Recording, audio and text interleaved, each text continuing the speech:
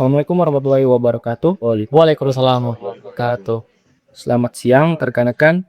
Selamat datang di podcast singkat ini dengan saya Ego Syabitra selaku moderator, dan hari ini kita akan membedah topik yang sangat krusial namun sering kali dianggap sebagai abu-abu dalam dunia hukum dan bisnis, yaitu hukum kejahatan korporasi. Nah, selama ini kita bicara soal penjara atau hukuman yang terlintas adalah individu. Namun bagaimana jika yang melakukan kejahatan adalah sebuah entitas bisnis? Bagaimana cara memborgol semua perusahaan? Nah, maka dari itu hari ini kita akan mengupasnya dari pengertian, ruang lingkupnya, dan juga contoh kasus serta bagaimana cara solusi untuk dari hukum kejahatan korporasi ini. Yang mana telah hadir bersama saya narasumber 1 Raihan Rashid, dan juga narasumber 2 Muhammad Egan, narasumber 3 Gafran Ahmad Maulana, dan narasumber 4 Muhammad Pederiksa. Selamat datang para narasumber. Bagaimana kabarnya? Alhamdulillah baik. Ya, alhamdulillah baik ya.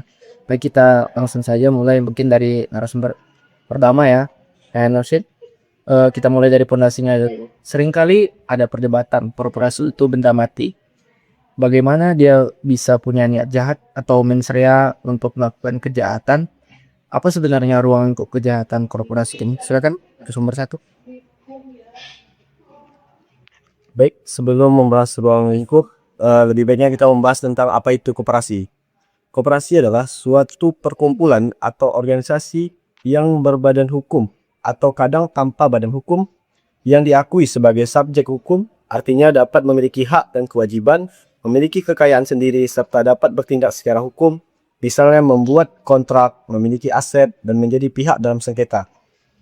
Dalam hukum pidana, korporasi diakui sebagai subjek tindak pidana sehingga dapat dijerat jika terbukti melakukan perbuatan yang diancam pidana.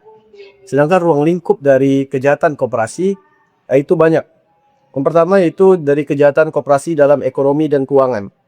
Korporasi melakukan tindak pidana ekonomi seperti penipuan, manipulasi pasar, manipulasi laporan keuangan, atau pelanggaran undang-undang persaingan usaha.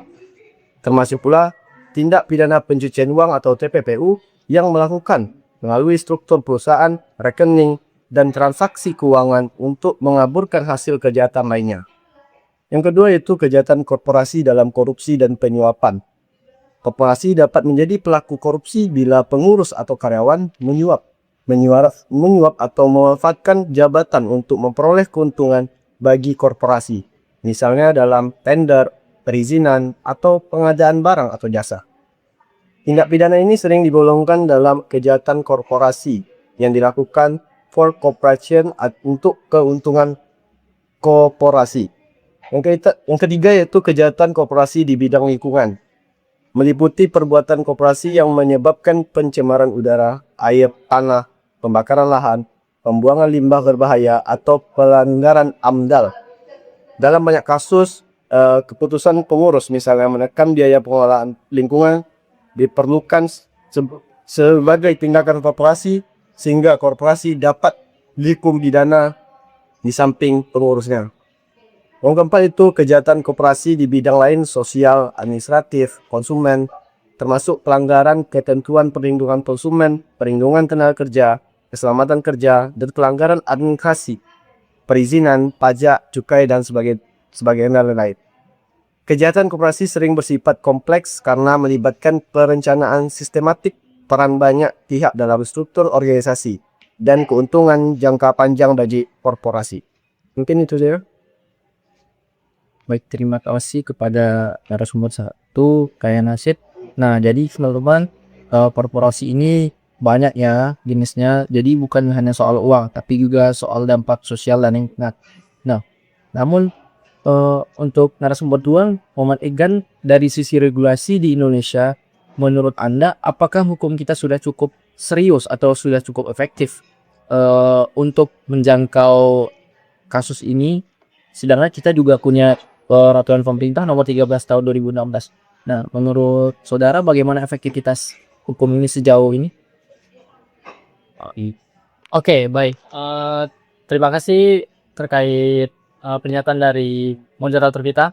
Jadi terkait dengan regulasi tentang kejahatan korporasi di Indonesia pada saat ini itu sebenarnya tidak diatur dalam satu undang-undang saja, melainkan tersebar di beberapa undang-undang lainnya seperti Undang-Undang Tipikor, Undang-Undang tindak pidana pencucian uang, UU ITE, kemudian persaingan usaha dan banyak lainnya lah ya.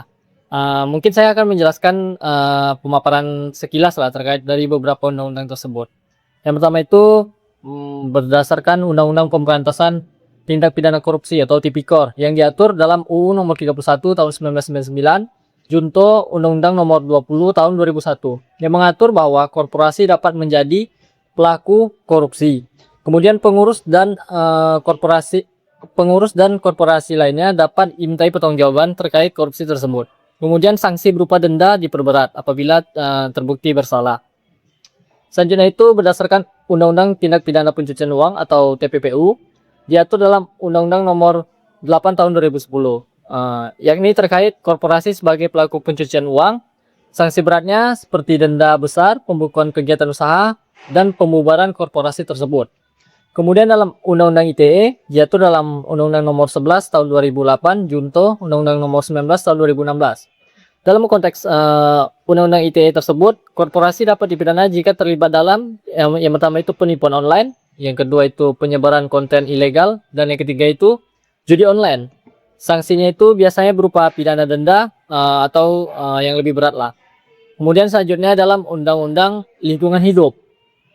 Undang-Undang Lingkungan Hidup ini diatur dalam Undang-Undang Nomor 32 Tahun 2009.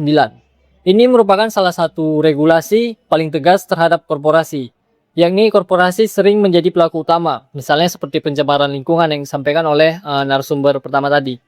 Kemudian dikenal juga konsep strict liability atau tanggung jawab mutlak. Sanksinya itu berupa pidana denda, perbaikan lingkungan, dan penutupan usaha. Selanjutnya berdasarkan Undang-Undang Persaingan Usaha yang diatur dalam Undang-Undang Nomor 5 Tahun 1999. Mengatur kejahatan korporasi seperti kartel, monopoli, dan penyalahgunaan posisi dominan. Penegakan yang dilakukan oleh KPPU atau Komisi Pengawasan Persaingan Usaha. Mungkin itu saja terkait regulasi dari korporasi tersebut. Nah, jadi teman-teman yang seperti kita tahu, yang seperti telah disampaikan oleh narasumber kedua, peraturan ini tidak hanya berpatokan pada Perma Nomor 13 Tahun 2016, tapi banyak regulasi yang mengatur tentang kejahatan korporasi tersebut. Nah, apabila ditanya bagaimana efektivitas sejauh ini, sebenarnya aktivitas sudah oke, cuman tergantung kepada orangnya bagaimana menanggapi kasus ini. Mungkin kita masuk yang paling ditunggu-tunggu, teori tanpa kasus rasanya kurang lengkap. Narasumber ketiga kita Muhammad Jovan, Anda banyak mengamati persidangan dan kasus besar. Bisa berikan contoh kasus nyatanya yang ada di Indonesia atau dimanapun dimana korporasi ini akhirnya dinyatakan bersalah. Baik, silakan narasumber ketiga. Baik, terima kasih pada moderator. Sederhana saja kita mengetahui banyak kasus korporasi di Indonesia, namun yang paling menarik bagi saya adalah kasus lumpur lapindo yang terjadi di Sidoarjo, Jawa Tengah, yang dimana sampai sekarang masih ada dan tidak kena berhenti semburan lumpur itu. Dimana dasar hukum terkait dari kasus ini adalah Undang-Undang Nomor 32 Tahun 2009 tentang perlindungan dan pengelolaan lingkungan hidup. Yang dimana salah satu contoh paling terkenal dari kejahatan korporasi Indonesia adalah yang saya sebutkan tadi, yaitu adalah kasus lumpur panas di Sidoarjo yang melibatkan PT Lapindo Berantas. Yang dimana kronologi singkatnya, yang terjadi pada tahun 2006, terjadi semburan lumpur panas di daerah Sidoarjo, Jawa Timur. Semburan ini muncul di sekitar lokasi pengeboran gas yang dilakukan oleh perusahaan tersebut.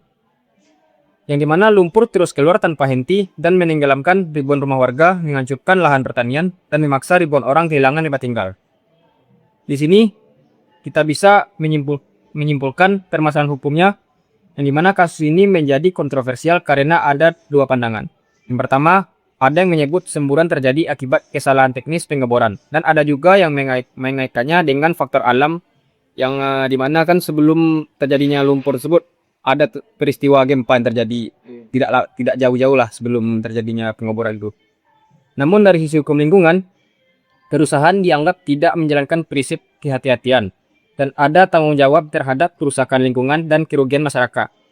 Yang dimana dampak yang ditimbulkan dari kelalaian ini adalah kerugian ekonomi yang sangat besar, ribuan warga terdampak kehilangan tempat tinggal, kerusakan lingkungan jangka panjang, dan negara juga ikut menanggung sebagian biaya penanggulangan. Penanganan kasusnya, dan di mana penanganan kasusnya ini, pemerintah turun tangan akhirnya menetapkan bahwa perusahaan harus memberikan ganti rugi kepada korban, bertanggung jawab atas penanganan dampak lumpur. Walaupun proses hukumnya panjang dan penuh perdebatan, kasus ini jadi contoh nyata bagaimana aktivitas korporasi bisa berdampak luas jika tidak diawasi dengan baik. Untuk penutup dari saya, kasus Lapindo ini menunjukkan bahwa kejahatan korporasi tidak selalu berbentuk penipuan atau korupsi, tapi juga bisa berupa kelalaian yang berdampak besar. Dan disinilah pentingnya hukum lingkungan untuk melindungi masyarakat. Mungkin sekian dari saya. Nah, oke guys, jadi kejahatan korporasi ini seperti dibilang narasumber 3 tadi tidak berbentuk kasus korupsi, tetapi melainkan proyek infrastruktur juga itu merupakan kejahatan korporasi juga. Nah, contohnya tadi seperti lumpur Lapindo ya yang di kejadian Sidoarjo 2006 yang mana banyak menenggelamkan rumah warga. Nah, saya akan bertanya kepada narasumber 1 dan narasumber 2 nih. Melihat kasus yang telah disebutkan oleh narasumber 3 tadi, menurut kalian gimana titik tersulit bagi penegak hukum untuk membuktikan bahwa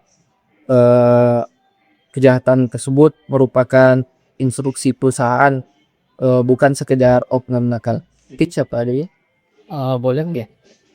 Baik, mungkin terkait titik tersulitnya ya, seperti contoh kasus yang disampaikan oleh narasumber tadi, mungkin titik sulitnya itu pada tender tersebut, yang mana ada beberapa kelompok tertentu di negara ini yang bagi mereka itu tender dalam lumpur Lapindo tadi, apabila mereka memenangkan tender tersebut, mereka akan mendapatkan bagian yang cukup besar untuk jangka waktu ke depannya. Akan tetapi dikarenakan kesalahan dari pengeboran tersebut, sehingga terjadilah permasalahan lumpur Lapindo tersebut yang mana itu sangat merugikan masyarakat yang ada di sekitarnya. Mungkin itu sih dari saya. Mungkin dari narasumber itu ada yang ditambahkan? Mungkin tambahan sedikit, mungkin dalam kasus lumpur Lapindo, panas Sidoarjo yang melibatkan PT Lapindo Brantas, titik tersulit bagi penegak hukum bukan hanya membuktikan perusahaan sebagai penyebab bencana, tetapi membuktikan bahwa sumburan lumpur merupakan konsekuensi dari kebijakan atau instruksi perusahaan, bukan sekedar kelalaian atau kecerobohan teknis oknum di lapangan yang berdiri di luar kendali manajemen. Dalam perspektif hukum pidana, korporasi yang diambil dalam kasus konteks Lapindo ini, yang pertama itu keputusan manajemen tertinggi, direksi, pemegang saham, atau komite keselamatan teknis untuk melanjutkan pengeboran meskipun terdapat tanda-tanda resiko besar, misalnya indikasi tekanan formasi atau peringatan ahli. Yang kedua yaitu pengabaian atau pelemahan prosedur teknis keselamatan yang seharusnya diterapkan dan dipantau oleh perusahaan. Titik tersulit pembuktian bagi penegakan hukumnya itu membedakan antara kecelakaan teknis dan kebijakan korporasi. Perusahaan menggambarkan lumpur sebagai bencana alam atau kecelakaan eksplorasi, sehingga penegak hukum harus menunjukkan bahwa keputusan melanjutkan pengeboran dalam kondisi beresiko adalah kebijakan perusahaan, bukan hanya kesalahan teknis di lapangan. Sementara, peraturan seperti Undang-Undang Lingkungan Hidup dan ketentuan keselamatan pengeboran sudah ada, penegakan hukum harus membuktikan bahwa PT Lapindo secara sengaja atau sangat kelalaian mengakibatkan standar tersebut dalam kebijakan proyek. Dengan kata lain, titik tersulit di kasus Lapindo adalah membangun rantai bukti yang jelas dari kebijakan manajemen sampai ke tindak pengeboran agar tidak lagi bisa dipersepsikan sebagai kecelakaan oleh oknum teknis, tetapi sebagai konsekuensi dari keputusan korporasi yang mengabaikan standar dan risiko lingkungan. Baik, berarti titik tersulitnya ada banyak ya dan sangat kompleks ternyata. Nah, sekarang ini kita bicara solusi. Di sini ada narasumber keempat, Muhammad Pijariksa, ini menyampaikan solusi. Nah, bagi para pemilik perusahaan atau direksi yang menonton ini, mereka mungkin khawatir bagaimana cara membangun sistem perusahaan agar tidak terseret dalam kejahatan korporasi ini. Nah, meskipun lah ada oknum mungkin di dalamnya yang coba ingin bermain. Nah, mungkin untuk narasumber keempat, bagaimana solusinya agar perusahaan-perusahaan ini tidak jatuh ke dalam kejahatan korporasi ini. Silakan. Baik, terima kasih narasumber.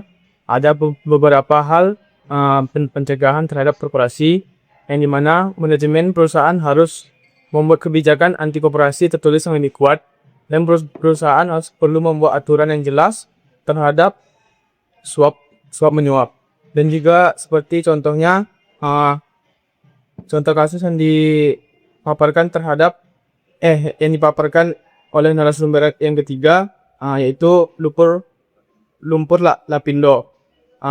Maka hal tersebut tim audit harus membuat pengawasan yang lebih ketat agar hal yang tidak diinginkan terjadi, dan juga pelanggaran korporasi harus lebih tegas ditindak agar pencegahan tersebut lebih efektif. Dengan langkah-langkah tersebut bertujuan untuk menjaga integrasi perusahaan dan juga mengurangi tindak risiko pidana korporasi. Baik, itu saja yang saya sampaikan. Terima kasih. Baik, itu mungkin dari narasumber keempat kita mengenai solusi yang mana dari kasus Lumpindo tadi. Mungkin itu saja karena kita telah mendengar kejahatan korporasi, ruang lingkupnya, regulasi yang mengatur, dan apakah dari regulasi tersebut sudah terbilang efektivitas, dan juga contoh kasusnya tadi seperti narasumber 3 sampaikan mengenai lumpur lapindo di Sidoarjo, dan juga dari aparat penegak hukum mengenai titik sulit dalam menangani kasus kejahatan korporasi ini, dan juga solusi telah disampaikan oleh narasumber tempat. Nah, tidak terasa kita sudah di penghujung podcast. Sebelum saya tutup, saya ingin meminta satu kalimat penutup atau pesan dari masing-masing narasumber terkait masa depan hukum korporasi kita. Mungkin dimulai dari narasumber pertama. Baik, mungkin pesan dari saya itu hukum akan terus mengejar manfaat kejahatan kemanapun uang itu mengalir. Nah, itu ya dari pesan dari atau kalimat dari narasumber satu. Selanjutnya mungkin bisa dari narasumber kedua, lanjut narasumber ketiga, dan dua narasumber tempat. Baik, terima kasih. Mungkin untuk pesannya yaitu kepastian hukum bagi korporasi adalah kunci iklim dalam investasi yang sehat. Mungkin itu saja. Selanjutnya narasumber ketiga. Baik, terima kasih. Sedikit kesan dari saya. Di Indonesia, kejahatan korporasi bukan lagi isu yang dianggap sepele. Dampaknya nyata merusak lingkungan, merugikan negara, dan menyengsarakan masyarakat. Oleh karena itu, perusahaan tidak boleh hanya berorientasi pada keuntungan, tetapi juga harus menjunjung tinggi etika dan tanggung jawab sosial. Baik, terima kasih. Pesan saya yaitu mencegah jauh lebih murah daripada membayar denda dan merusaknya reputasi. Baik, terima kasih. Nah, mungkin itu ya teman-teman terkait pesan dan terhadap masa depan hukum korporasi kita. Nah, kesimpulan kita pada podcast kali ini, korporasi memiliki tanggung jawab besar. Bukan hanya kepada pemegang saham, tapi juga kepada hukum dan masyarakat. Integritas sistem adalah benteng terakhir. Baik, terima kasih kepada narasumber kita atas kedatangannya pada hari ini dan juga diskusinya yang sangat berbobot. Saya Ego Sapitra, terima kasih telah menyaksikan podcast ini. Sampai jumpa di pembahasan hukum berikutnya. Assalamualaikum warahmatullahi wabarakatuh.